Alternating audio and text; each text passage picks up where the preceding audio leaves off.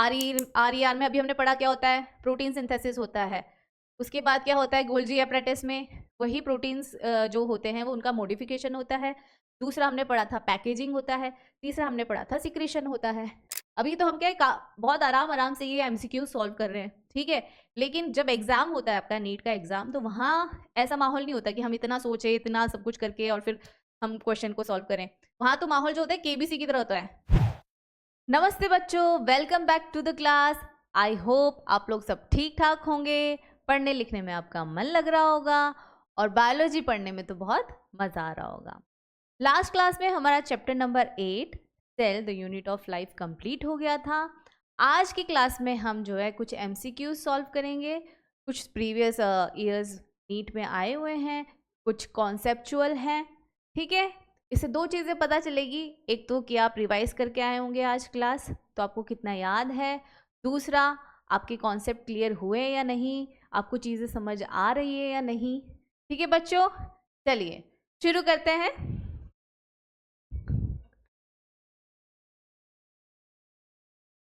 पहला क्वेश्चन है, निम्न में से कोशिकांगों के किस समूह में DNA पाया जाता है?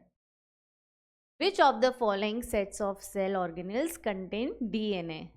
ये जो नीचे आपके कोशिकांग दिए गए हैं, इनमें कौन से कोशिकांगों में DNA होता है?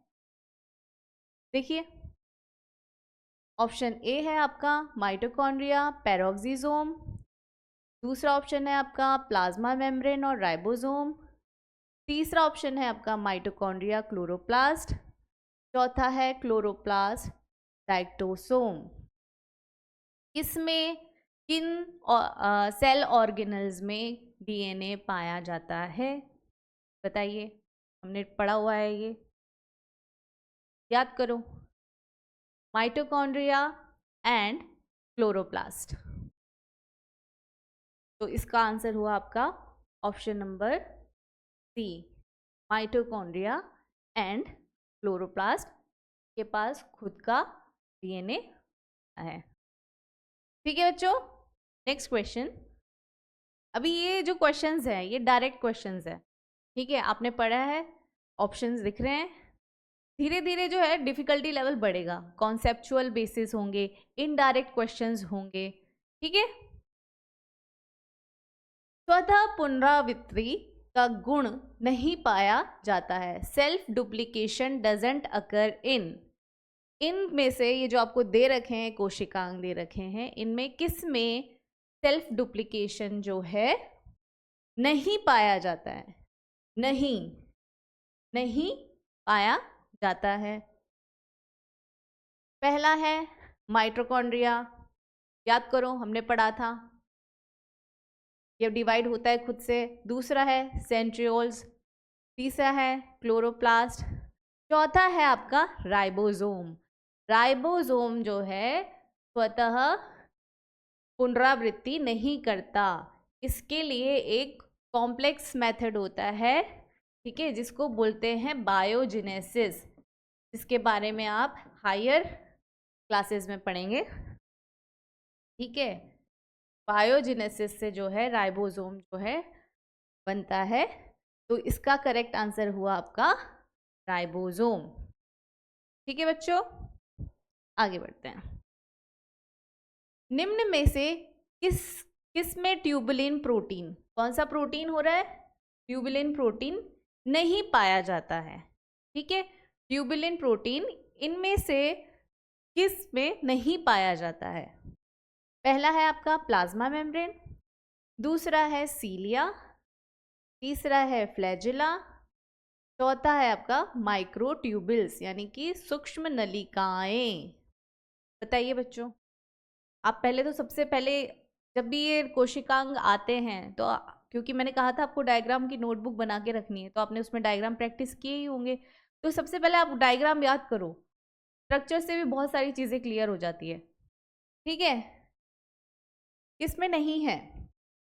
हमने पढ़ा था सीलिया में है, फ्लैजिला में है और माइक्रोट्यूबिल्स में ट्यूबुलिन प्रोटीन पाया जाता है। तो किस में नहीं पाया जाता?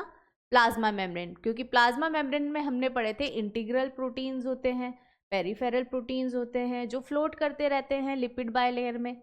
याद आया? तो किस में नहीं पाया जाता? प्लाज्मा मेम्ब्रेन में जो है ट्यूबुलिन प्रोटीन नहीं पाया जाता। ठीक है, आगे बढ़ते हैं। पैरोक्सिसोम किस क्रिया से संबंधित होते हैं? याद करो, पैरोक्सिसोम, पी से पैरोक्सिसोम, पी से एक और चीज बताई थी मैंने उस टाइम पे, याद करो, क्रेब्स साइकिल, ये हमने पढ़ा ही नहीं है। Degradation of H2O, anaerobic respiration, प्रकाशीय श्वसन तथा H2O2 के विघटन से।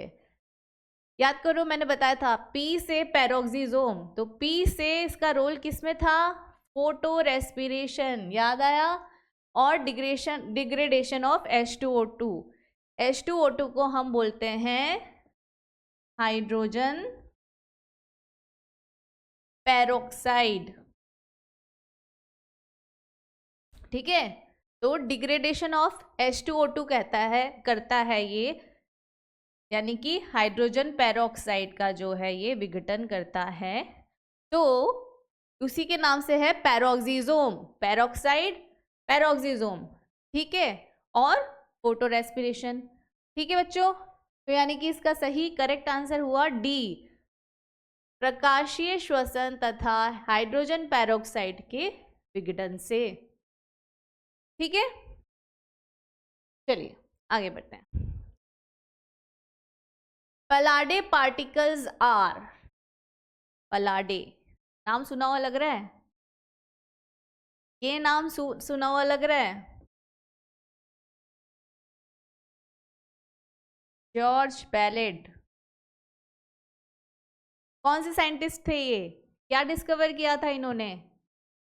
और जो इन्होंने डिस्कवर किया उसी को क्या कहेंगे हम? Palade particles. उसी को क्या कहेंगे हम? पैलाडे के कण। तो जॉर्ज पैलेट ने राइबोसोम की खोज की थी। किसकी खोज की थी? राइबोसोम्स की।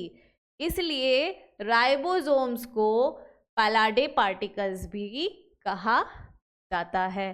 ठीक है, इसलिए मैंने कहा था आपको कि साइंटिस्ट के नेम आपको याद रखने हैं। क्यों? हमने उनके बारे में इतना पढ़ा था, ईयर के साथ, फिर उन्होंने क्या खोज की।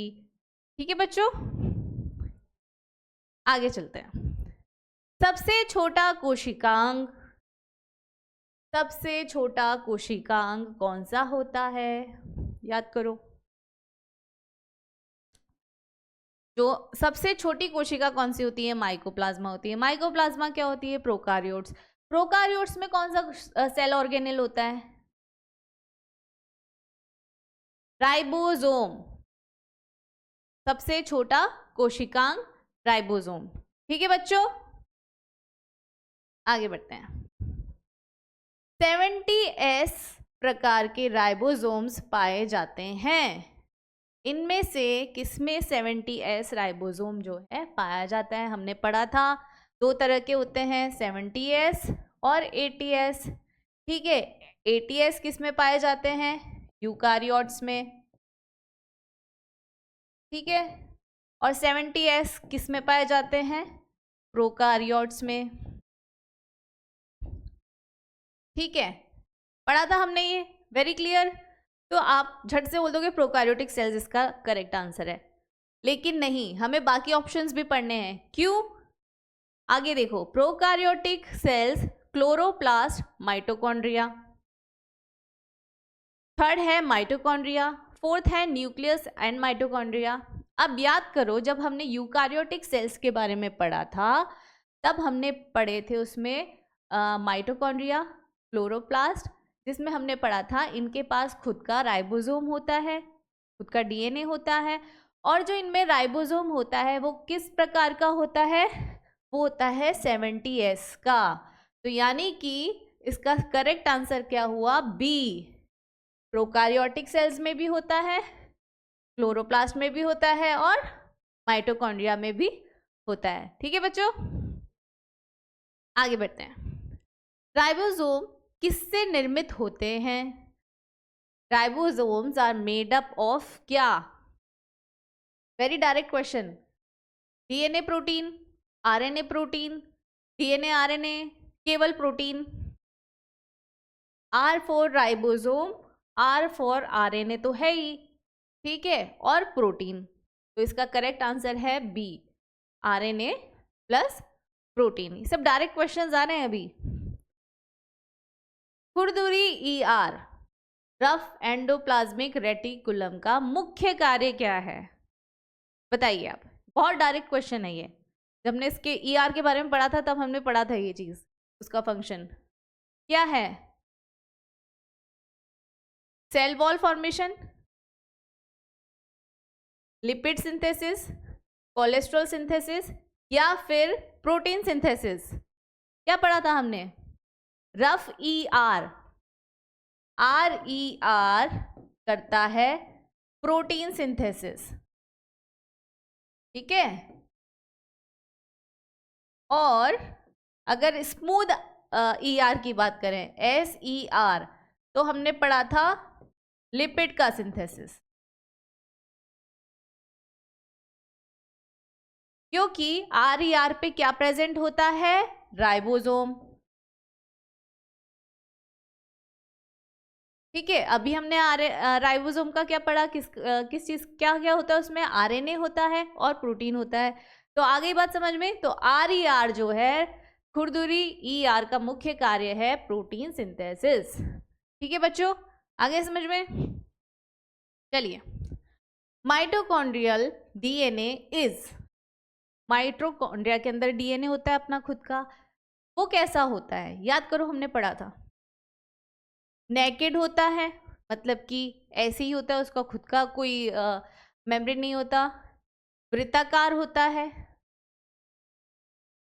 डबल स्टैंडर्ड होता है, या ऑल द अबाव, यानी नेकेड भी है और सर्कुलर भी है और डबल स्टैंडर्ड भी है?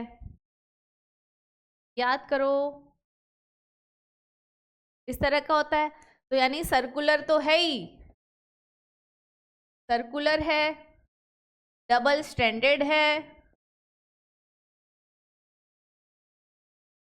और ऐसे ही पड़ा होता है, तो यानी कि नेकेड है, खुद की कोई मेम्ब्रेन है नहीं इसमें, ठीक है। तो यानी कि ऑल द अबाव, तीनों बातें सही है। आगे बढ़ते हैं। किस पीएच पर लाइसोसोम की एंजाइम सक्रिय होती है? अब याद करो, लाइसोसोम के बारे में क्या कहा था? सबसे पहली बात तो बोली थी, उसके लिए हमने सुसाइडल बैग बोला था, लॉर्ड ऑफ डिस्ट्रक्शन बोला था, ठीक है, याद करो, बोला था कि नहीं? और हमने बोला था ये सारी चीज़ें ये तोड़ता है, और इसका जो एनवायरनमेंट होता है वो एसिडिक होता है, अम्लीय होता है। तो अम्लीय का पीएच क्या होता है? अम्लीय का पीएच क्या होता है? ये तो सब बेसिस हो गए ना, 7, 8, 10। तो अम्लीय पीएच तो सिर्फ ये बचा, तो यानी कि करेक्ट आंसर क्या है? pH 5। तो यानी कि लाइसोसोम जो होती है, एंजाइम्स होती हैं जो, वो एक्टिव होती है कब? जब उनका जो होता है pH 5 होता है, यानी कि एसिडिक एनवायरनमेंट में। बेसिक एनवायरनमेंट में होते ही, तो क्षार होते ही वो क्या हो जाती है? इनएक्टिव हो जाती है, ठीक है बच्चों, याद आया कुछ? चलिए आगे बढ़ते हैं। गोल्जी कॉम्प्लेक्स का मुख्य कार्य होता है, main function of Golgi complex, याद करो। स्ट्रक्चर हमको पता था, इधर ER जो होती है, न्यूक्लियर मेम्ब्रेन से अटैच्ड RER होता है, ठीक है, इधर SER होता है, फिर इधर आता है आपका गोल्जी एपरेटस आता है, ठीक है। RER में अभी हमने पढ़ा क्या होता है? प्रोटीन सिंथेसिस होता है। उसके बाद क्या होता है गोल्जी एपरेटस में? वही प्रोटीन्स जो होते हैं वो उनका मॉडिफिकेशन होता है। दूसरा हमने पढ़ा था पैकेजिंग होता है। तीसरा हमने पढ़ा था सिक्रीशन होता है। पढ़ी थी ना ये सब चीज़ें? तो फर्मेंटेशन हमने नहीं पढ़ा, फॉस्फोराइलेशन नहीं पढ़ा, रेस्पिरेशन नहीं पढ़ा। तो यानी कि गोल्जी कॉम्प्लेक्स का फंक्शन क्या रह गया? Packaging of materials for secretion, ठीक है, सिक्रेशन करने से पहले उनकी पैकेजिंग, ठीक है। आगे बढ़ते हैं। विच of the following is the site of lipid synthesis? Lipid synthesis कहाँ होता है? अभी क्वेश्चन आया था RER का आया था, खुरदरी ER का क्या काम होता है, तो हमने पढ़ा प्रोटीन सिंथेसिस। अब पूछ रहे हैं कि लिपिड सिंथेसिस कहाँ होता है? प्रोटीन सिंथेसिस हमें पता चल गया, लिपिड सिंथेसिस अभी मैंने आपको उसी क्वेश्चन में इसका आंसर बता दिया था आपको। लिपिड सिंथेसिस कहाँ होता है? स्मूथ ER में। रफ ER में क्या होता है? प्रोटीन का होता है, ठीक है। और गोल्गी बॉडीज में क्या होता है? प्रोटीन का मॉडिफिकेशन होता है। तो हमने क्या पढ़ा था उसमें? ग्लाइकोप्रोटीन हो जाता है, लिपिड्स हुआ तो ग्लाइकोलिपिड्स हो जाता है, पढ़ा था ना? आगे बात समझ में? चलिए आगे बढ़ते। तो यानी इसका आंसर क्या हुआ? चिकनी ER में जो है लिपिड सिंथेसिस होता है।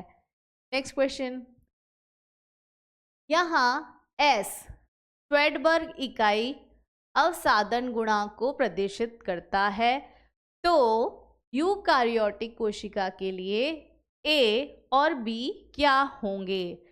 कौन सी कोशिका की बात हो रही है? पहले तो देख लो, यूकारियोटिक कोशिका। यूकारियोटिक कोशिका से अगर हम अगर इसमें जो है श्वेडबर्ग की बात हो रही है, तो किस तरह के राइबोसोम्स होते हैं? हमने पढ़ा था यूकारियोटिक में ATS। क्या पढ़ा था हमने? ATS, ठीक है। अब आते हैं ऑप्शन में। अब ये है, अगर ये यूकारियोटिक का राइबोसोम है तो यहाँ पे ये ATS है, ठीक है। और ATS किससे बनता है? दो सब यूनिट से बनता है, एक स्मॉल एक लार्ज। तो स्मॉल और लार्ज में जो होती है, हमने जो पढ़ा था, कौन सी होती है?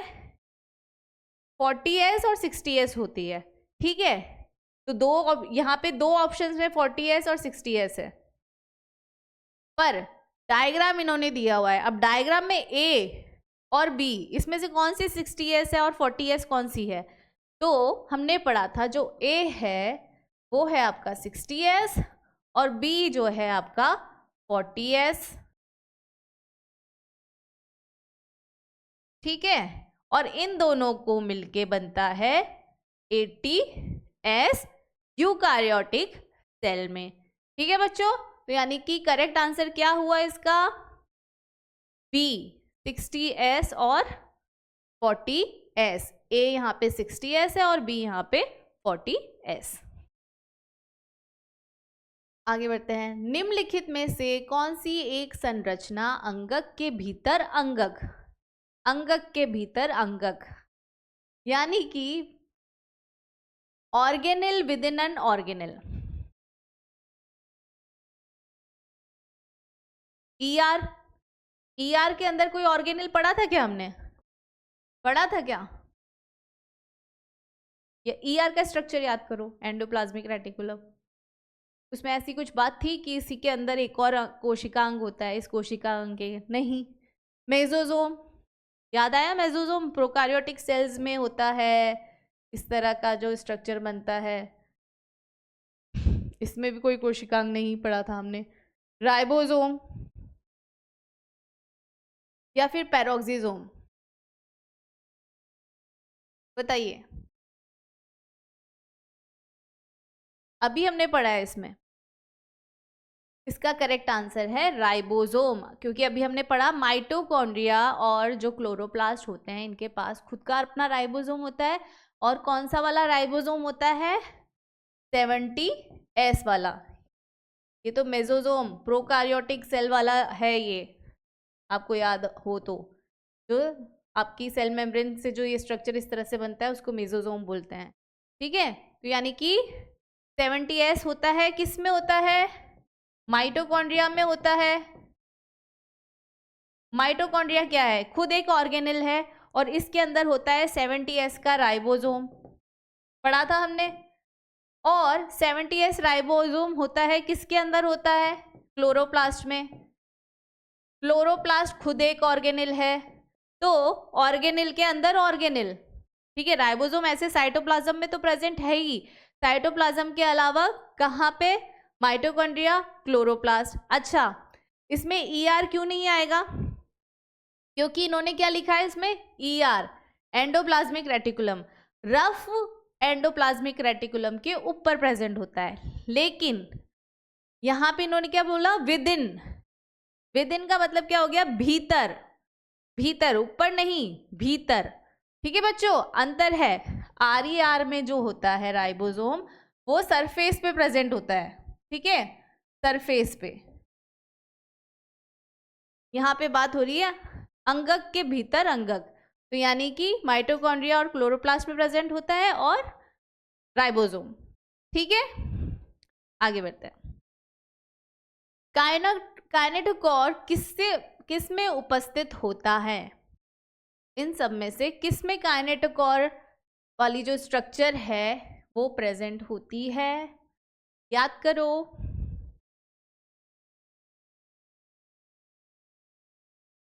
याद आया है कुछ? ये क्या था, हमने क्रोमोसोम पढ़ा था। फिर हमने पढ़ा था कि क्रोमोसोम जो होता है, ये है आपका क्रोमोसोम। समझे बच्चों, क्यों इस स्ट्रक्चर पे इतना ज़्यादा डायग्राम्स पे जो है बायोलॉजी में क्यों इतना ज़्यादा एम्फसाइज किया जाता है उसको, इसीलिए। ठीक है, ये था हमारा क्रोमोसोम। यहाँ पे होती है कंस्ट्रक्शन होती है। ठीक है, जिसको हमने क्या बोला था, सेंट्रोमियर बोला था। ठीक है, और फिर हमने पढ़ा था आउटसाइड। आउटसाइड, फेवरेट कलर ले लेती हूँ मैं अपना। आउटसाइड जो है, इस तरह से पॉइंट्स होते हैं और इन पॉइंट्स को क्या बोलते हैं, काइनेटोकोर। याद आया? जो बच्चे रिवीजन करके आए होंगे और कंटिन्यूसली रिवाइज करते रहते हैं, वो जो रिवीजन साइकिल मैंने आपको बताया था, उनका तो आज भी रिवीजन ही हो रहा होगा, क्योंकि ये सब चीजें हम पढ़ चुके हैं। ठीक है बच्चों, ये रहा आपका काइनेटोकोर। तो काइनेटोकोर कहाँ पे प्रेजेंट दिख रहा है आपको? क्रोमोसोम में। तो सही आंसर क्या हो गया, क्रोमोसोम। ठीक है बच्चों, अभी तो हम क्या बहुत आराम से ये MCQ सॉल्व कर रहे हैं। ठीक है, लेकिन जब एग्जाम होता है आपका नीट का एग्जाम, तो वहाँ ऐसा माहौल नहीं होता कि हम इतना सोचे, इतना सब कुछ करके और फिर हम क्वेश्चन को सॉल्व करें। वहाँ तो माहौल जो होता है KBC की तरह होता है। ठीक है, फोन अ फ्रेंड लगा दिए 30 सेकेंड्स का, चलो फटाफट से। जो डायरेक्ट क्वेश्चन है वो तो आपने क्वेश्चन रीड किया और टिक, पर चारों ऑप्शन पढ़ने के बाद कई बार क्या होता है, ऑल ऑफ द अबाव आ जाता है। आपने पहला पढ़ा, टिक कर दिया, हो गया गलत, क्योंकि नीचे फोर्थ ऑप्शन तो ऑल ऑफ द अबाव है। ठीक है बच्चों, चलिए। एक सिरे पर स्थित सेंट्रोमियर वाला क्रोमोसोम है।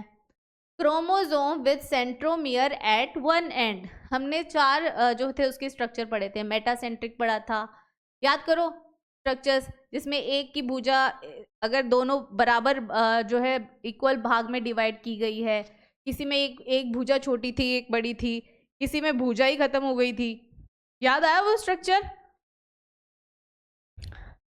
मेटासेंट्रिक, सब मेटासेंट्रिक, टेलोसेंट्रिक, एक्रोसेंट्रिक। क्या हुआ, जो हमारा क्रोमोसोम था, क्या बोल रहे हैं ये, chromosome with centromere at one end. जो सेंट्रोमियर जो है उसका एक एंड पे है अगर, तो उसको क्या बोलेंगे? ठीक है, अब ये देखो, एक एंड, ऑलमोस्ट एक एंड पे आ गया है सेंट्रोमियर इसका, यहाँ पे आ गया है सेंट्रोमियर, यहाँ पे आ गया है। यानी कि एक भुजा तो बहुत छोटी हो गई, ये वाली भुजाएं तो बहुत छोटी होगी, वेरी स्मॉल, और ये वाली तो हो गई बहुत बड़ी, वेरी बिग। तो जब इस तरह का डिवाइडेशन होता है तो उसको क्या बोला गया था? क्या बोला गया था? टेलोसेंट्रिक। याद आए वो डायग्राम्स? तो इसका आंसर हुआ टेलोसेंट्रिक। एक्रोसेंट्रिक के साथ इसमें कंफ्यूज मत होना, क्योंकि इन्होंने लिखा है with centromere at one end. ठीक है, एक्रोमेट्रिक में तो क्या होता है, बिल्कुल टर्मिनल पे आ जाती है। ठीक है, एक भुजा पूरी तरह से खत्म। चलिए आगे बढ़ते हैं। जल में रखी एक कोशिका का परासरणीय फैलाव मुख्यतः किसके द्वारा नियंत्रित किया जाता है? यानी the osmotic expansion of a cell kept in a water is chiefly regulated by, याद करो, अगर हम सेल की बात करें, यूकारियोटिक सेल, प्लांट सेल की अगर हम बात करते हैं, ठीक है, ये तो हो गया उसका सेल वॉल, यहाँ पे आ गया न्यूक्लियस, आ गया एक बहुत बड़ा सा ऑर्गेनेल था जो हमने पढ़ा था, जो कि 90% जिसने 90% एरिया था जिसका, क्या था वो, और जिसके अंदर मोस्टली जो है पानी था, पानी भी कैसा था, बहुत ज़्यादा कंसंट्रेटेड, साइटोप्लाज्म से भी ज़्यादा कंसंट्रेटेड था, याद आया कुछ, वैक्यूल, वैक्यूल, और इसका काम क्या बताया था, ऑस्मोरेगुलेशन, ऑस्मोरेगुलेशन, और ऑस्मोरेगुलेशन का मतलब ही यही है जो इसमें पूछा गया है कि जल में रखी एक कोशिका, अगर जल में कोशिका को रखा है तो उसका परासरणीय फैलाव मुख्यतः किसके द्वारा नियंत्रित होता है, रसधानी, वैक्यूल, ठीक है। माइटोकॉन्ड्रिया तो एटीपी प्रोडक्शन, याद आया, एटीपी प्रोडक्शन था इसका काम। तो प्लास्टिड्स में हमने पढ़ा था क्लोरोफिल होता है, ठीक है, तो यानी कि किसका रिलेशन आ गया इससे, ऑस्मोटिक एक्सपेंशन से, वैक्यूल का, ठीक है बच्चों। आगे बढ़ते हैं, निम्नलिखित को सुमेलित कीजिए और सही उत्तर दीजिए, match the following, match the following. चलिए, पहले है तारक केंद्र, फिर है क्लोरोफिल, फिर आता है क्रिस्टे, फिर आता है राइबोसोम। अब उधर है infoldings in mitochondria, infoldings in mitochondria को क्या बोलते हैं, माइटोकॉन्ड्रिया का स्ट्रक्चर याद कर लो सबसे पहले तो उसकी जो इनफोल्डिंग थी माइटोकॉन्ड्रिया की, ठीक है, ये माइटोकॉन्ड्रिया था आपका, तो उसकी जो इनफोल्डिंग थी, याद आया, इस इनफोल्डिंग को क्या बोलते हैं, क्या बोलते हैं, क्रिस्टे। जिन बच्चों ने डायग्राम प्रैक्टिस किए होंगे, डायग्राम नोटबुक को, उनको समझ में आ रहा होगा सब कुछ। फिर आता है थाइलेकॉइड्स, थाइलेकॉइड्स याद आया, वो सिक्के जैसा स्ट्रक्चर, एक के ऊपर एक, थाइलेकॉइड्स। इसके अंदर मैंने बताया था क्या प्रेजेंट होता है, क्लोरोफिल, ठीक है, क्लोरोफिल।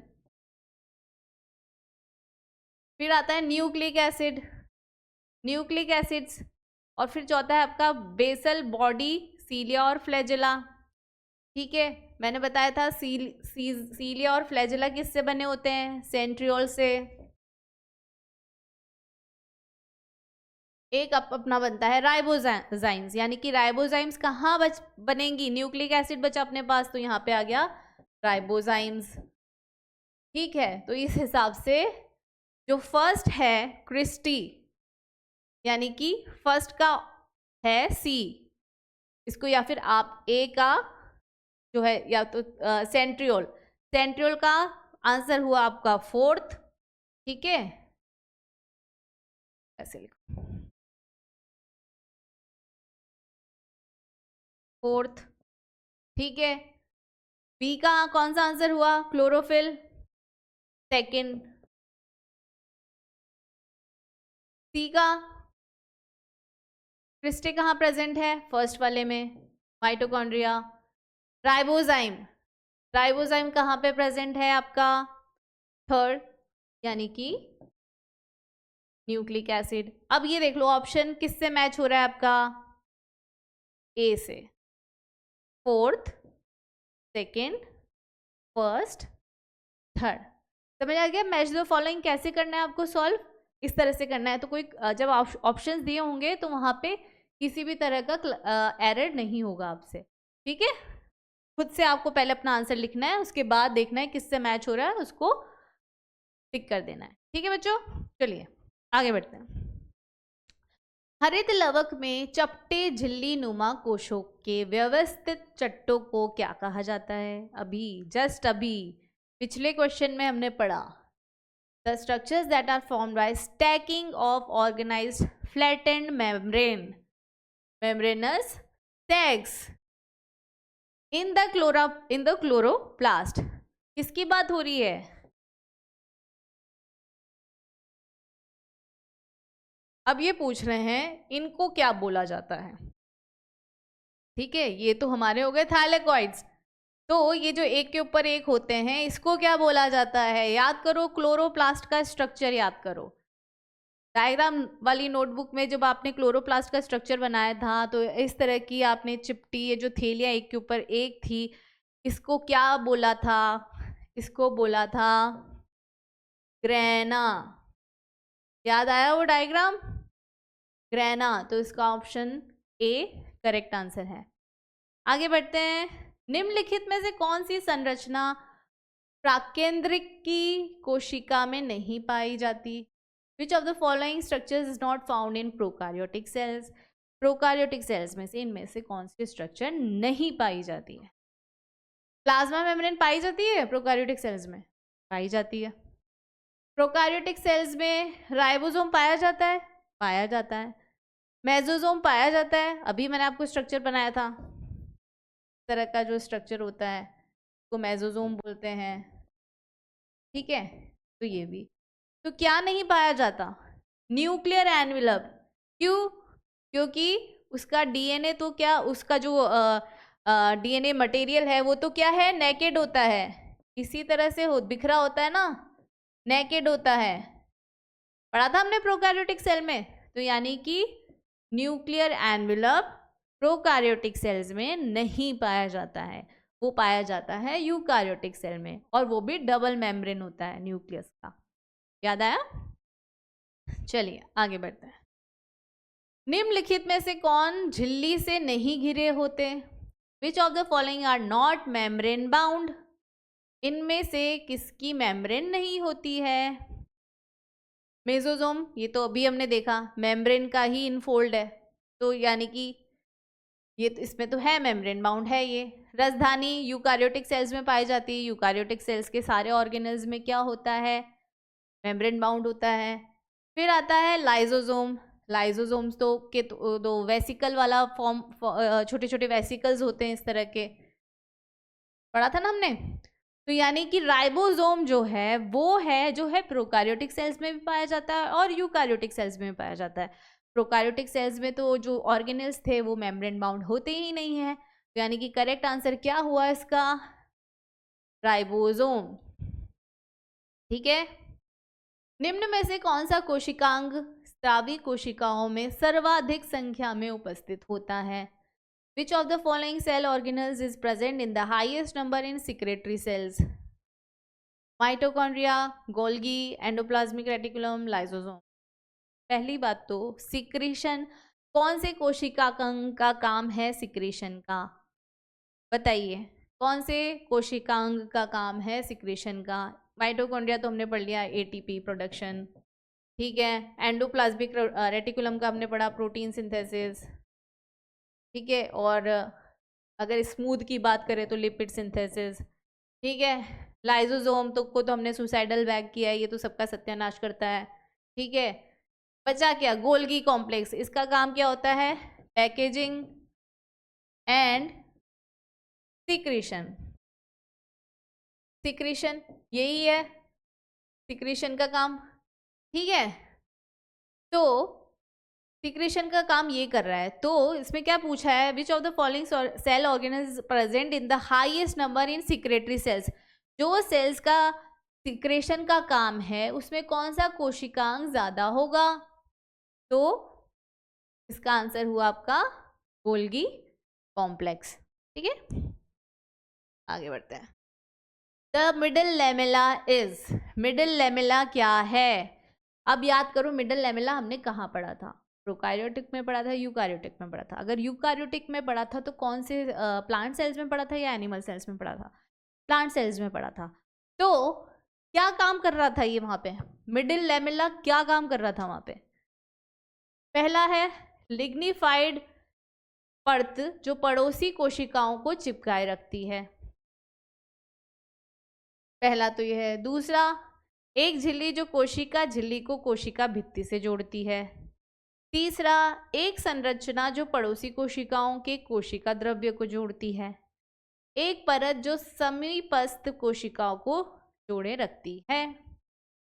याद करो मिडिल लैमेला। आपको याद जिन बच्चों ने रिवीजन किया होगा, प्रॉपरली ध्यान से क्लास पढ़ी होगी, तो उनको याद तो आ गया होगा कि मिडिल लैमेला का काम था आस पड़ोस की सेल्स को जोड़ना, नेबरिंग सेल्स को जोड़ना। पर उससे रिलेटेड यहाँ पे दो ऑप्शंस आ रहे हैं जो कि आपको कंफ्यूज कर सकते हैं। पहला ऑप्शन तो क्या हो गया, लिग्निफाइड परत। लिग्निफाइड परत जो पड़ोसी कोशिकाओं को चिपकाए रखती है। और चौथा ऑप्शन है एक परत जो समीपस्थ कोशिकाओं को जोड़े रखती है। यहाँ पे ये जो लिग्निफाइड वर्ड आया है, यानी कि लिग्निफिकेशन जो होता है एक प्रोसेस होता है जिससे क्या होता है, लिग्निन जो है, लिग्निन का डिपोजिशन होता है। ठीक है, लेकिन ऐसा तो हमने कुछ पढ़ा नहीं था मिडिल लैमिना में, हमने तो बस ये पढ़ा था कि ये जो है कोशिकाओं को जोड़ता है। तो यानी कि इसका सही आंसर हुआ डी, एक परत जो समीपस्थ कोशिकाओं को जोड़े रखती है। ठीक है बच्चों, आगे बढ़ते हैं। जीव द्रव्य एक कोशिका है। A protoplast is a cell without a cell wall, without plasma membrane, without nucleus, undergoing division. Protoplast किसको कहते हैं, बताइए, प्रोटोप्लास्ट किसको कहते हैं? ये है सेल। ठीक है, आपकी सेल, ये सेल मेम्ब्रेन हो गया आपका, और ये आपकी आ गई सेल वॉल आ गई। ठीक है, बाकी इसके अंदर सारे तामझाम है, इसके सारे ऑर्गेनेल। और ये आपका हो गया इसमें प्रोटोप्लाज्म हो गया, प्रोटोप्लाज्म हो, ठीक है, प्रोटोप्लाज्म हो गया इसके अंदर जो भी है, साइटोप्लाज्म, प्रोटोप्लाज्म। ठीक है, अगर इसकी जो सेल वॉल है, सेल वॉल, इसको मैं हटा दूं, ठीक है, को अगर मैं हटा दूं तो ये जो बचता है, ये जो बचता है आपका cytoplasm with cell membrane, cell membrane, ये आपका क्या हो गया, प्रोटोप्लास्ट। ठीक है बच्चों, आगे बात समझ में, यानी कि इस सेल वॉल को अगर हम हटा दें तो जो सेल बचती है उसको बोलते हैं हम क्या, प्रोटोप्लास्ट, यानी कि विदाउट सेल वॉल ए। ठीक है, आगे बढ़ते हैं।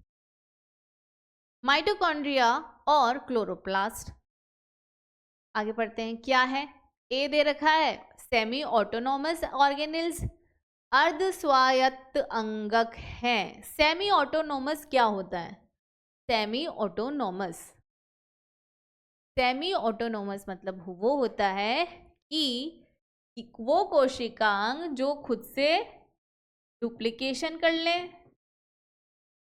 ठीक है, अभी हमने पढ़ा था सेल्फ डुप्लीकेशन कौन से ऑर्गेनेल्स करते हैं, माइटोकॉन्ड्रिया, क्लोरोप्लास्ट। तो सेमी ऑटोनोमस के हिसाब से तो ये है दोनों। ठीक है, दूसरा थोड़ा बहुत प्रोटीन सिंथेसिस खुद से कर लें, सम प्रोटीन सिंथेसिस। ठीक है,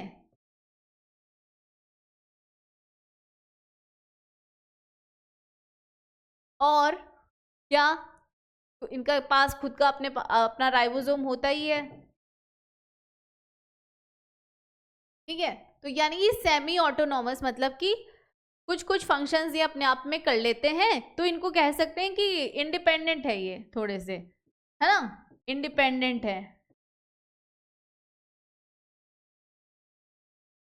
अच्छा, दूसरा है पूर्ववर्ती अंगकों के विभाजन से बनते हैं और उनमें डीएनए होता है, लेकिन प्रोटीन संश्लेषी प्रणाली का अभाव होता है। Formed by division of pre-existing organisms and they contain DNA but lack protein synthesizing machinery। पर हमने तो पढ़ा था कि ये कुछ प्रोटीन का सिंथेसिस ये खुद से कर लेते हैं। तो यानी कि अब शुरू होता है हमारे आंसर्स, इनमें से कौन से हैं, ए और बी दोनों सही है, दोनों सही है।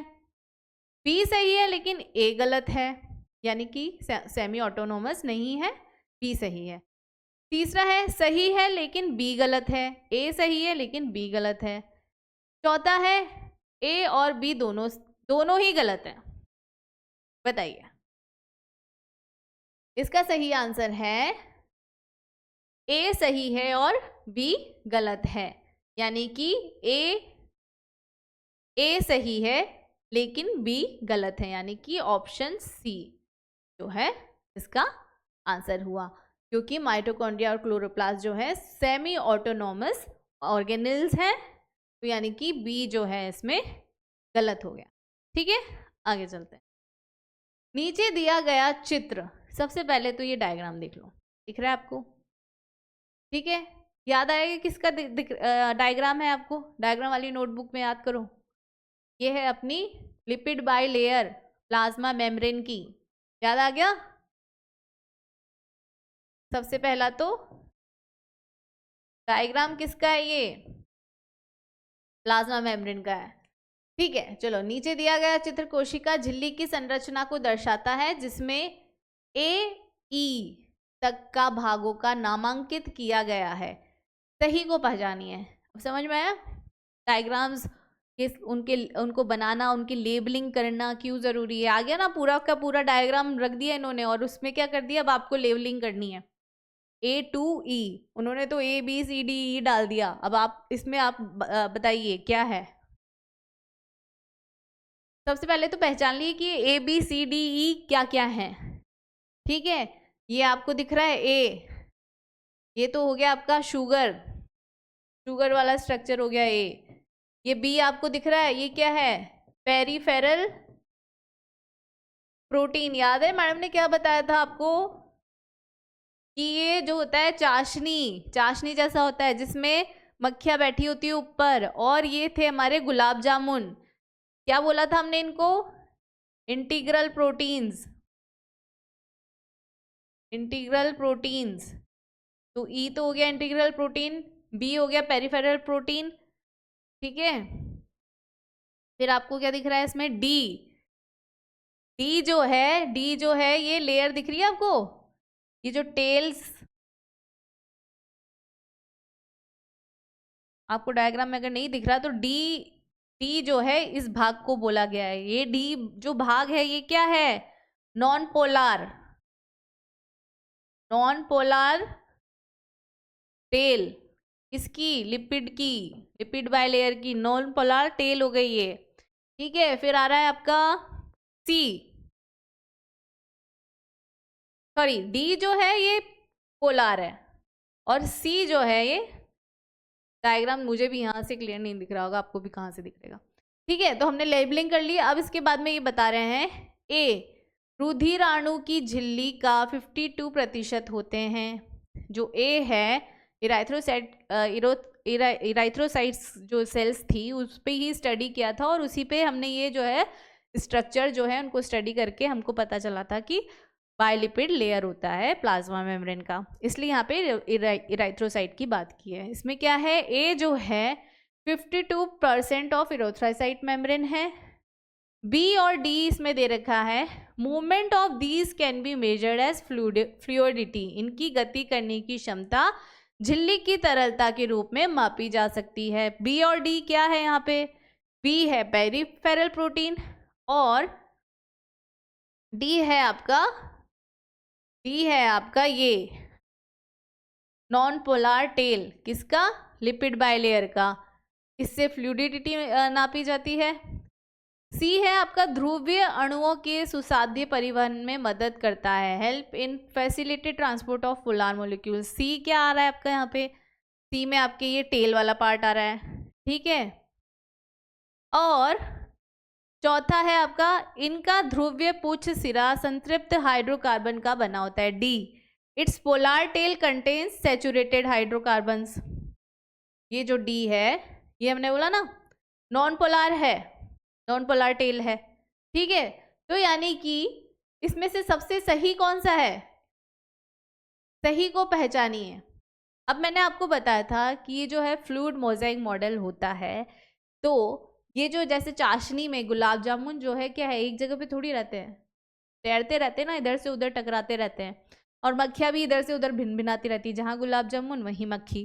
तो यानी कि ये जो बोल रहे हैं कि बी एंड डी, यानी कि बी क्या है, पेरिफेरल प्रोटीन, और डी क्या है आपका इंटीग्रल प्रोटीन, नहीं सॉरी, डी है आपका ये लिपिड लेयर, यानी कि ये वाला जो पार्ट है ये, यानी कि ये आपस में मूव करते हैं। और इनके मूवमेंट को क्या कहा जाता है, इसके मूवमेंट को कहा जाता है फ्लूइडिटी। जो फ्लूइड मोज़ेक मॉडल है उसमें हमने पढ़ा था कि फ्लूइडिटी किसकी वजह से आ रही है, एक तो इन टेल्स के बायोलिपिड लेयर जो है इनका, इसकी वजह से आ रही है, और मूवमेंट किसका हो रहा है, प्रोटीन का हो रहा है। तो यानी कि इनकी वजह से फ्लूइडिटी आ रही है, तो यानी कि इसका सही आंसर क्या हुआ, बी। ठीक है बच्चों, इनफैक्ट क्या होता है, ये जो बायोलिपिड लेयर होती है इसमें ये जो है ना, ये उठ के यहाँ चल जाएगा, ये उठ के यहाँ आ जाएगा, जंप भी कर देते हैं आपस में, इतनी फ्लूइडिटी होती है इनकी। ठीक है, चलिए आगे बढ़ते हैं। Fill in the blanks. ठीक है, अभी हमने सब तरह के क्वेश्चंस कवर कर रहे हैं, हमने मैच द फॉलोइंग आ गया, आ रहा है fill in the blanks. Dash ने देखा कि सभी पादप उत्तक कोशिकाओं के बने होते हैं। इसी दौरान डैश ने विभिन्न जंतु कोशिकाओं का अध्ययन किया। अब जो आपको ये दिख रहे हैं साइंटिस्ट के नाम, रुडोल्फ वर्चाउ, रॉबर्ट ब्राउन, ठीक है, मैथियस श्लीडेन, श्वान, याद आया ये किससे रिलेटेड है, हम जब हमने पढ़ा था कोशिका सिद्धांत, सेल थ्योरी, याद आया, रॉबर्ट हुक ने तो मृत कोशिका का किया था, रॉबर्ट ब्राउन ने न्यूक्लियस का किया था। ठीक है, तो यहाँ तो उस केंद्रक की तो बात हो नहीं रही है, बात क्या हो रही है, डैश ने देखा कि सभी पादप उत्तक कोशिकाओं के बने होते हैं। पादप उत्तक, ठीक है, यानी कि वो होगा जरूर बॉटनिस्ट, जो प्लांट्स के बारे में पढ़ रहा है वो क्या हो गया आपका बॉटनिस्ट। तो कौन से, और ये सेंटेंस उठाया गया है कहाँ से, कोशिका सिद्धांत से। तो उसने कहा पादप उत्तक कोशिकाओं के बने होते हैं। कौन सा वो बॉटनिस्ट था जिसने ये कहा था कि पादप उत्तक कोशिकाओं से बने होते हैं, बॉटनिस्ट, याद आया, मैथियस श्लीडेन, 1838 वाली बात, याद आया। उसी टाइम पे 1839 में एक और साइंटिस्ट थे, लेकिन वो क्या थे, जूलॉजिस्ट थे। तो जूलॉजिस्ट थे यानी कि वो किसके बारे में पढ़ेंगे, जीव जंतुओं के बारे में, एनिमल्स के बारे में। इसी दौरान डैश ने विभिन्न जंतु कोशिकाओं का अध्ययन किया।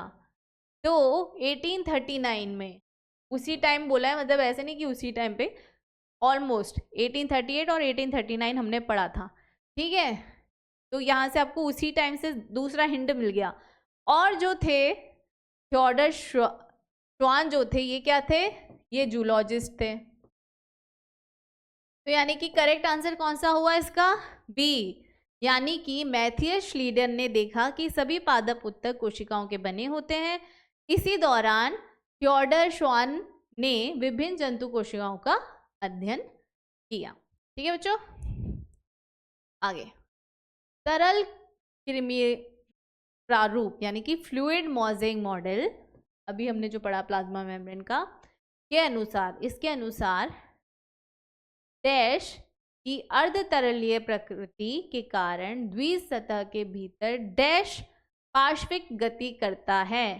झिल्ली के भीतर गति करने की क्षमता झिल्ली की डैश के रूप में मापी जाती है। अभी हमने डिस्कस किया ये, जस्ट वैसे के वैसे ही वही क्वेश्चन आ गया, थोड़े से घुमा फिरा के, उसी बात को ज़रा और सजा के कहते, ज़रा घुमा फिरा के कहते तो अच्छा होता। ठीक है, according to fluid mosaic model the quasi fluid nature of dash enables lateral movement of dash within the overall bilayer. कौन सा इसमें आएगा,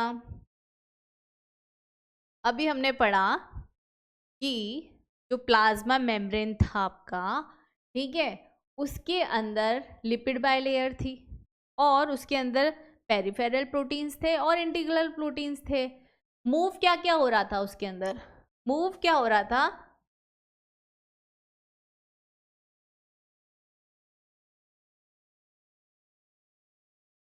ठीक है, इसी के अंदर जो है आपके ये प्रोटीन्स थे, ठीक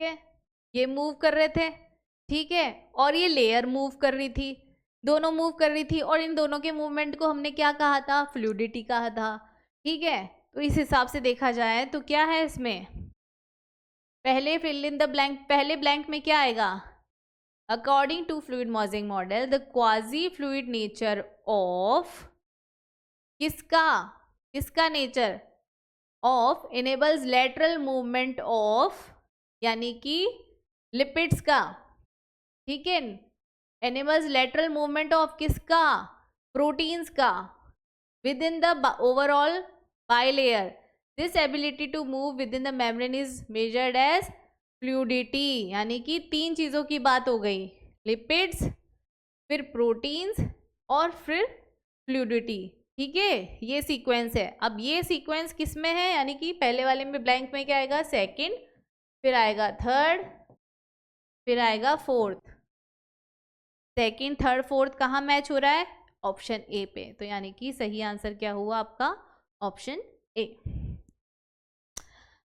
Na+K+ पंप किसका उदाहरण है, अब जो प्लाज्मा मेम्ब्रेन थी हमने पढ़ा था उसमें कि एक तो एक्टिव ट्रांसपोर्ट होता है, एक पैसिव ट्रांसपोर्ट होता है, याद करो, वीआईपी एंट्री, आम लोग, पॉलिटिशियंस, याद आया। तो पैसिव ट्रांसपोर्ट होता है क्या Na+K+ पंप का, osmosis, active transport, simple diffusion, direct question है ये। Na+K+ पंप हमने पढ़ा था, कहाँ पे होता है, ये प्लाज्मा मेम्ब्रेन में होता है, और यहाँ पे क्या होता है, एक्टिव ट्रांसपोर्ट होता है, ठीक है बच्चों, active transport, option C. Next, नीचे दो कथन दिए गए हैं, ठीक है, पहले तो दोनों कथन को पढ़ लो। माइकोप्लाज्मा एक माइक्रोन से कम फिल्टर साइज से बाहर निकल सकते हैं। अब पहले बात तो ये कि माइकोप्लाज्मा के बारे में हमने क्या क्या पढ़ा है। माइकोप्लाज्मा सबसे छोटी कोशिका है, तो अगर सबसे छोटी कोशिका है तो हमें उसका हमेशा साइज याद होना चाहिए। माइकोप्लाज्मा का साइज क्या होता है,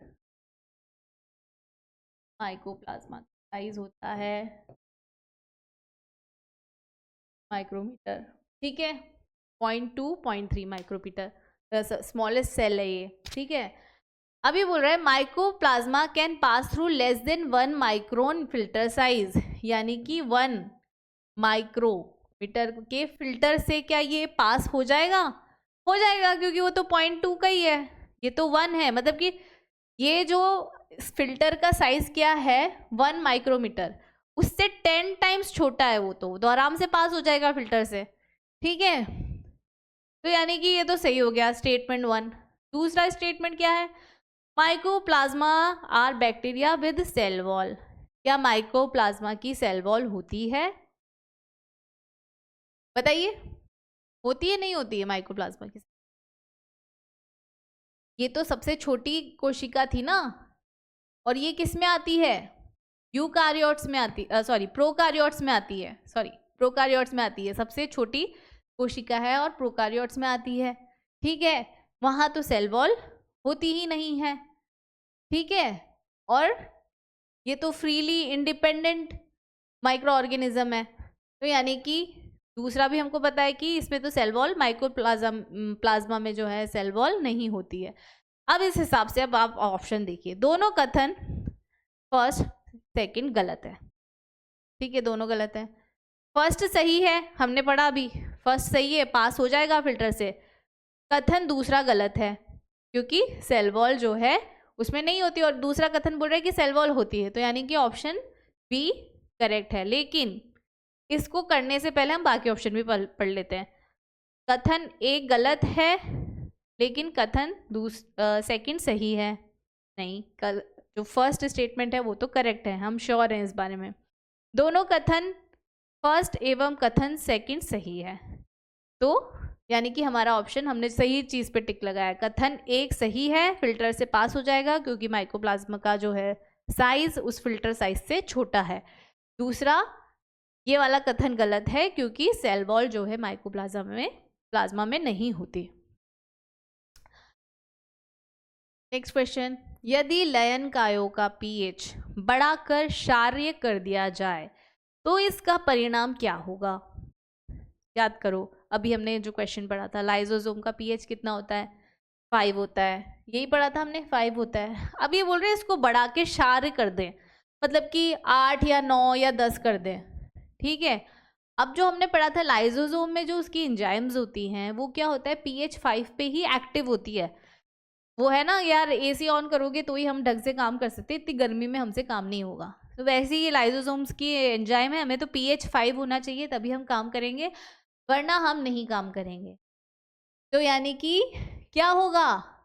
option A, hydrolytic enzymes will function more efficiently, जल अपघटकीय एंजाइम्स अधिक दक्षता से कार्य करेंगी अगर क्षार कर दिया तो, सवाल ही पता नहीं होता। दूसरा, जल अपघटकीय एंजाइम असक्रिय हो जाएंगे, hydrolytic enzymes will become inactive, नहीं कर रहे हम काम, पीएच 5 पे लाओ। तो यानी कि बी की संभावना है। सी क्या रहा है, लयनकाय एंजाइम कोशिका द्रव्य में मोचित हो जाएंगी, यानी कि साइटोप्लाज्म में चले जाएंगी।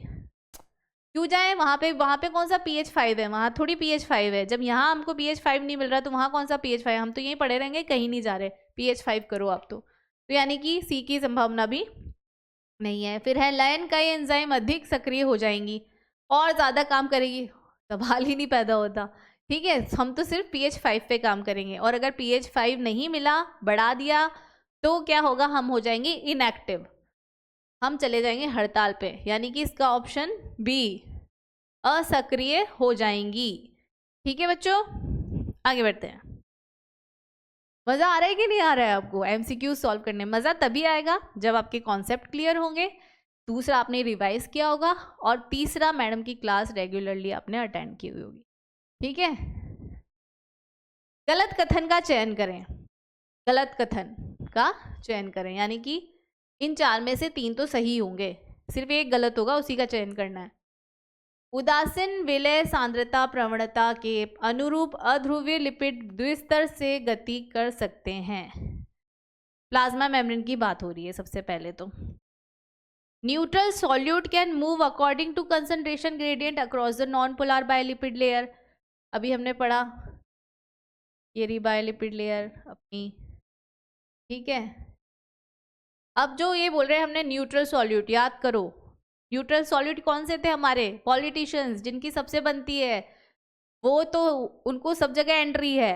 तो यानी कि neutral solute can move according to concentration gradient, ये तो सही कथन है। दूसरा कथन, water can also move according to concentration gradient across the plasma membrane, यानी कि ऑस्मोसिस के थ्रू, पढ़ा था हमने, ऑस्मोसिस के थ्रू वाटर भी जो है मूव कर जाएगा, ये भी सही है। तीसरा आता है, non polar molecules can not pass through non polar lipid bilayer, यानी कि अध्रुवीय अणु अध्रुवीय लिपिड द्विस्तर से पार नहीं हो सकते। और चौथा है, Na+ तथा K+ का परिवहन झिल्ली के पार सक्रिय परिवहन द्वारा हो सकता है, यानी कि Na+ K+ can move across membrane through active transport, ये भी सही है। डी भी सही है ना, अभी हमने पढ़ा, डी भी सही है, ठीक है। तो कौन सा सही नहीं है इसमें? सी। क्यों सही नहीं है ये बोल रहा है non polar molecules can not pass through non polar biolipid layer, क्यों भाई, क्या प्रॉब्लम है उसमें? ठीक है बच्चों, चलिए, निम्न में से कौन सा कोशिका भित्ति का कार्य नहीं है? Which of the following is not function of cell wall? हमने सेल वॉल के फंक्शन पढ़े थे, उसमें हमने क्या क्या पढ़ा था, याद करो। हमने पढ़ा था कि protection from mechanical damage and infection, क्योंकि सेल वॉल जो है वो तो बहुत सख्त होती है, तो वो क्या करती है, सेल को प्रोटेक्शन प्रोवाइड करती है, तो हाँ करती है, पहला तो सही है। सेल टू सेल इंटरेक्शन, एक सेल दूसरी सेल से इंटरेक्शन करती है, ये भी सही है। बैरियर टू अनडिजायरेबल माइक्रोमोलिक्यूल्स, यानी कि अवांछित बृहद अणुओं के लिए अवरोध, बिल्कुल ठीक है। यानी कि चौथा हुआ सिक्रीशन, सिक्रीशन जो है यहाँ पे सेल वॉल का फंक्शन नहीं है, ठीक है। लवकों का क्लोरोप्लास्ट, क्रोमोप्लास्ट, ल्यूकोप्लास्ट वर्गीकरण किस पर आधारित है? याद करो, क्लोरोप्लास्ट, ये जो हमने पढ़ा था आपका लवक यानी कि प्लास्टिड्स पढ़े थे ना हमने, क्लोरोप्लास्ट, क्रोमोप्लास्ट, क्लोरोप्लास्ट ग्रीन था, क्रोमोप्लास्ट कलरफुल था, और तीसरा कौन सा था आपका? ल्यूकोप्लास्ट जो कि कलरलेस था। ठीक है, तो यहाँ पे हर बार किसकी बात हो रही है? कलर की। कलर मतलब पिगमेंट। तो यानी कि किस आधार पर इसको डिवाइड किया गया? क्लासिफिकेशन किस आधार पे किया? पिगमेंट के आधार पे किया, मतलब कि कलर के आधार पे किया ना। तो यानी कि करेक्ट आंसर क्या हुआ? पिगमेंट्स। डायरेक्ट क्वेश्चन था ये। अब आता है ये है कॉन्सेप्चुअल क्वेश्चन। ठीक है, घुमा फिरा के। पृथ्वी पर मिलने वाली जीवित कोशिकाओं के समान कोशिकाएं किसी अन्य ग्रह जिस पर ऑक्सीजन नहीं थी, ठीक है, यानी कि अर्थ से किसी और प्लैनेट पे भेज देते हैं हमारी कोशिकाओं को, ठीक है, जहाँ पे ऑक्सीजन नहीं है। मेन क्या चीज इन्होंने बोली? ऑक्सीजन नहीं है। तो कौन सी कोशिकांग के अनुपस्थित होने की सर्वाधिक संभावना है? यानी कि इनमें से कौन सा कोशिकांग है जिसका ऑक्सीजन से रिलेशन है? ऑक्सीजन नहीं हुआ तो ये कोशिकांग जो है, जो काम करता है, वो नहीं कर पाएगा। राइबोसोम का ऑक्सीजन से कोई रिलेशन नहीं, गोल्गी एपरेटस का नहीं, एंडोप्लाज्मिक रेटिकुलम का नहीं, माइटोकॉन्ड्रिया। याद आया? माइटोकॉन्ड्रिया क्या करता है? ATP production. पावर हाउस बोलते हैं इसको, पावर हाउस। लेकिन कब ये एटीपी प्रोडक्शन करता है? मैंने बोला था एरोबिक कंडीशन में।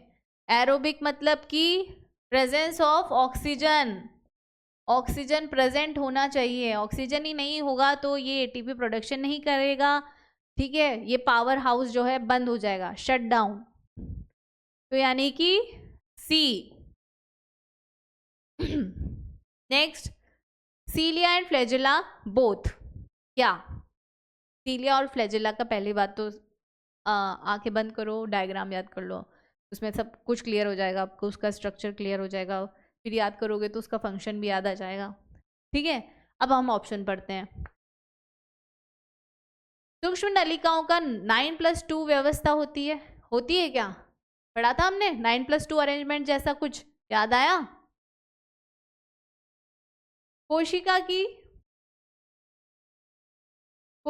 की सुरक्षात्मक संरचना है, are protective structures of cell. C आ रहा है केवल प्रोटोजोआ जंतुओं में ही पाई जाती है, are only present in protozoa animals.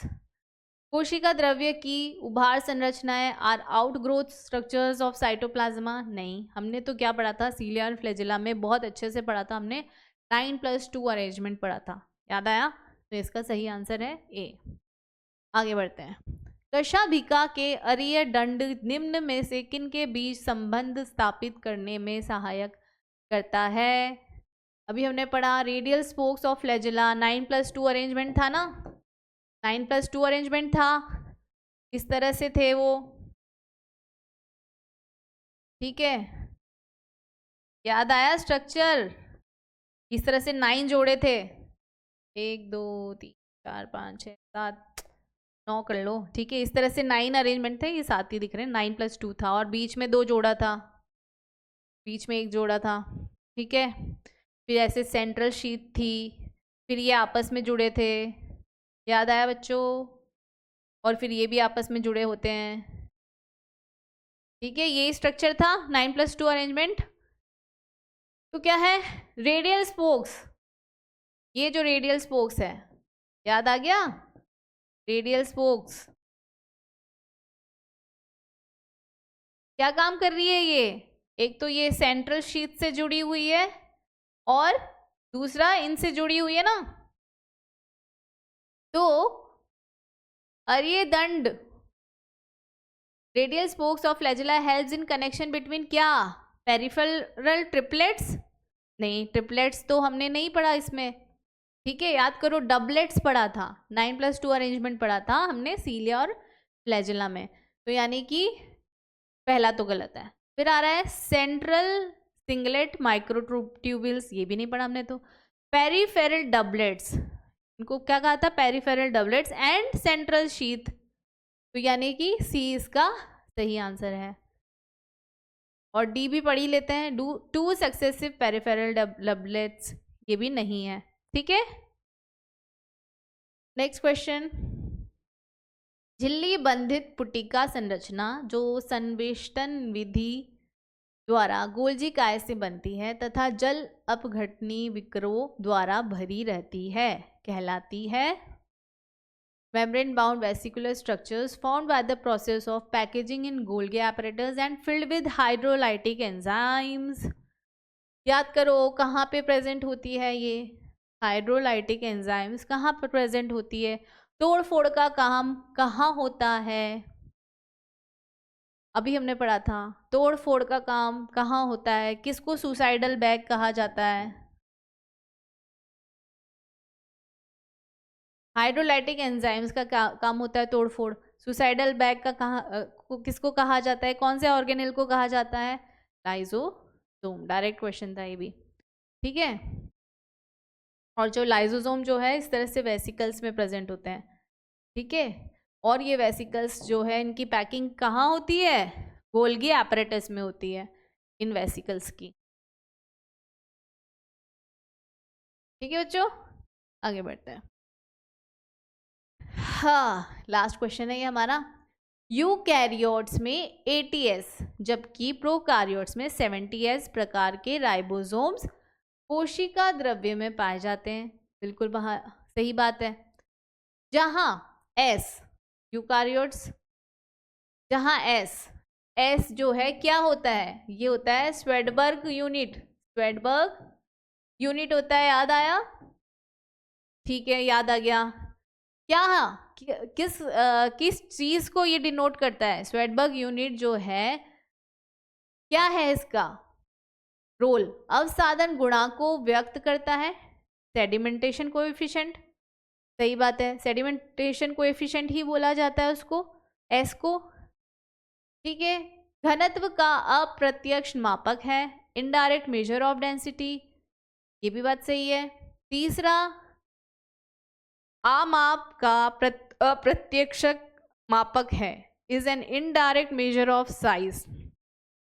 देखो बेटा, जब मैंने आपको स्वेडबर्ग यूनिट और सेडिमेंटेशन कोएफिशिएंट और ये 70S राइबोसोम प्रोकैरियोटिक सेल्स में जब पढ़ाया था तो मैंने आपको बहुत अच्छे से समझाया था कि सेडिमेंटेशन क्या होता है, ठीक है।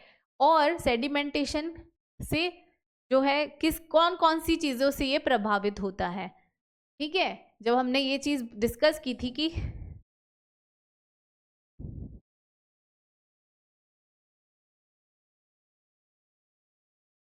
जब हमने डिस्कस किया था कि 30S प्लस, सॉरी प्लस नहीं करेंगे, 30S जो है 30S प्लस 50S 80S नहीं होता, 70S क्यों होता है, तब हमने बात की थी सेडिमेंटेशन कोएफिशिएंट की। तो हमने बात किया था कि क्यों ये कम हो जाता है, क्यों कम हो जाता है, क्योंकि ये किस पे डिपेंड करता है, एक तो डेंसिटी पे, एक साइज पे। और जब हमने ये बात की थी तब हमें पता चला था कि जब 30S और 50S आपस में जुड़ते हैं तो कुछ भाग जो है ओवरलैप हो जाता है, तो एरिया कम हो जाता है और साइज कम हो जाता है, जितना होना चाहिए था उतना नहीं होके कम हो जाता है। इसलिए यानी कि किस चीज़ पे निर्भर हो गया, ये तो सेडिमेंटेशन कोएफिशिएंट है, सही बात है, ठीक है। Indirect measure of density, density पे भी इसका फर्क पड़ता है, indirect measure of size, size का भी फर्क पड़ता है। तो यानी कि इसमें से कौन सा ऑप्शन सही है, केवल ए और बी, केवल बी और सी, या तीनों बातें सही हैं। तो यानी कि सही आंसर है ऑप्शन डी, यानी कि इसमें तीनों बातें जो हैं सही है। ठीक है बच्चों, आज हमने 40 MCQs करे। अब इन 40 MCQs में अब आप देख लो कि आपने जो भी क्वेश्चन पढ़े उनके आपने आंसर्स खुद से सोचे, आपका जो भी कॉन्सेप्चुअल बेसिस जो क्वेश्चंस थे, आपकी कॉन्सेप्ट क्लियर है कि नहीं है, ठीक है, आपको अगर चीज़ें याद नहीं आ रही यानी कि आप रिवाइज नहीं कर रहे हो। तो ये जो हमने अभी एमसीक्यूज डिस्कस किए और आपको कितना टाइम लग रहा है आंसर को, क्वेश्चन पढ़ने के बाद आंसर आपके दिमाग में कितनी देर में आ रहा है, तो आज आपको ये चीज़ें समझ में आ गई होगी। तो ये तो अभी हमारा सिर्फ एक चैप्टर ही कंप्लीट हुआ है, ठीक है। तो आगे के चैप्टर्स के हिसाब से इस चैप्टर के जो हमने एमसीक्यूज सॉल्व किए हैं उसके बेसिस पे अब आप सोचिए आपको कहाँ पे इम्प्रूवमेंट करना है। ठीक है बच्चों, आ गई बात समझ में? आज के लिए बस इतना ही। थैंक यू, नमस्ते, have a nice day, bye bye, take care. ठीक है।